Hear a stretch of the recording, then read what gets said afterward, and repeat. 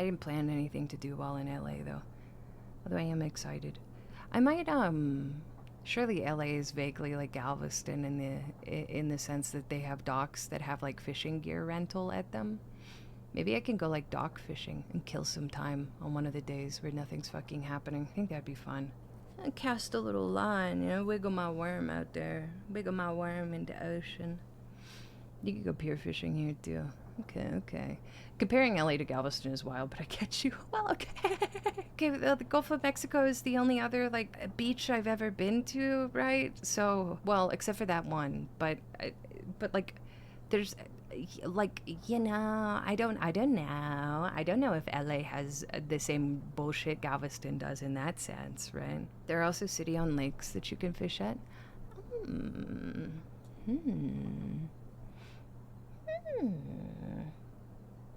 Gaufling.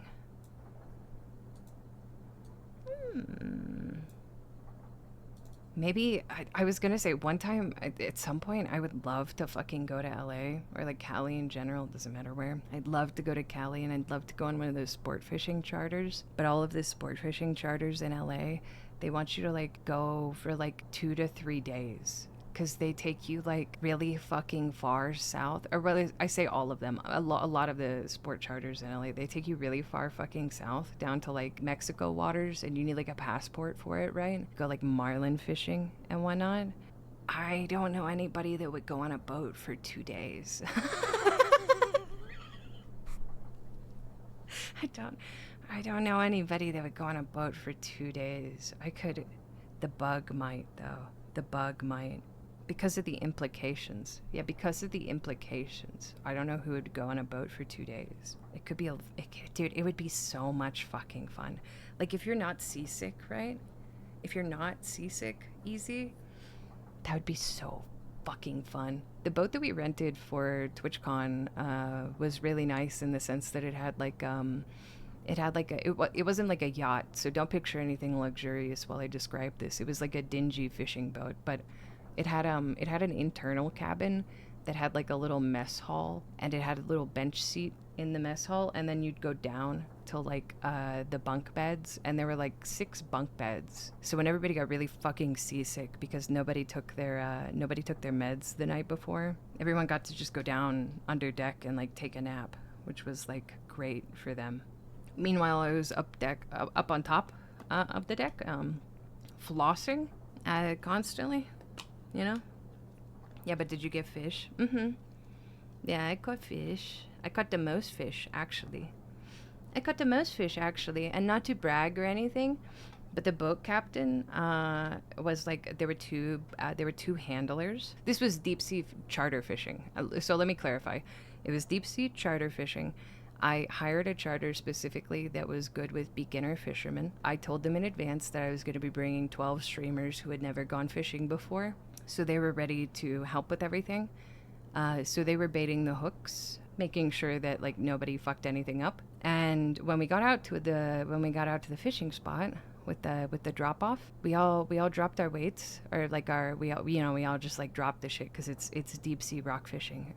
So you just kind of send it all the way down, right? Then you pull up after you reel it back up after you feel like you've got a little extra weight on the hook. But then after you start realizing like reeling, you kind of realize that like a 10-pound fish at the end of like 600 feet of line is kind of heavy.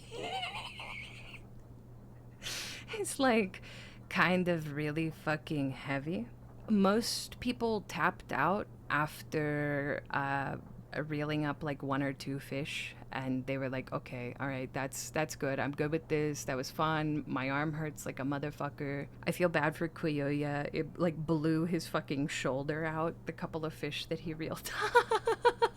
But the bald fishing guy, the bald boat guy, when everybody stopped, he looked at me and was like, okay, well, I guess you're fishing for everybody else now, champ.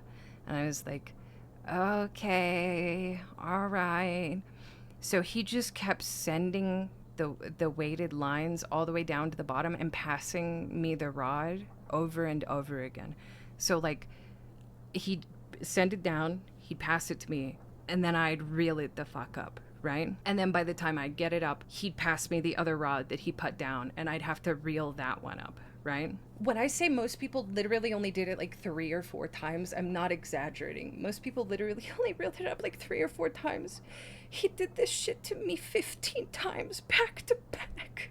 15 times back to back. To where the very last one, I was literally on my hands and knees on the fucking boat. Well, I guess not my hands and knees. My hands were occupied by the fishing. You'll see it whenever the video is done, if the video ever gets done. I'm gonna get the footage, if nothing else, and then we'll have the video done. But I was literally on my fucking knees begging God to kill me and strike me down. And after I got the last fucking fish up, he laughed, patted me on the back, and said, "All right, one more." I was like, no, I can't do another. I have carpal tunnel, dude. I have, my shoulder feels like it's about to dislocate. I can't do another. And he laughed hard as fuck about it. Because I was being hazed, essentially. I was just being hazed. When we were on the boat, when we were on the drive back to shore, he walked into the cabin with Shark, and he patted Shark on the back and was like, "Don't ever let that one fucking go. You understand? That's a real fucking woman right there, alright? Don't let that one fucking leave, alright? Do you fucking get it?" Which I thought was so fucking funny. I want to go fishing again, though. That's the moral of this story. I want to go deep sea fishing again. But I want to go sport fishing. I don't want to just go rock fishing. I mean, you deserve to be hazed for making a grown man deal with 12 VTubers during his day job. Okay, I agree with you. I agree with you intrinsically. We also tipped him $500 for dealing with everybody. So like, yeah, they were compensated for their struggles, we'll say.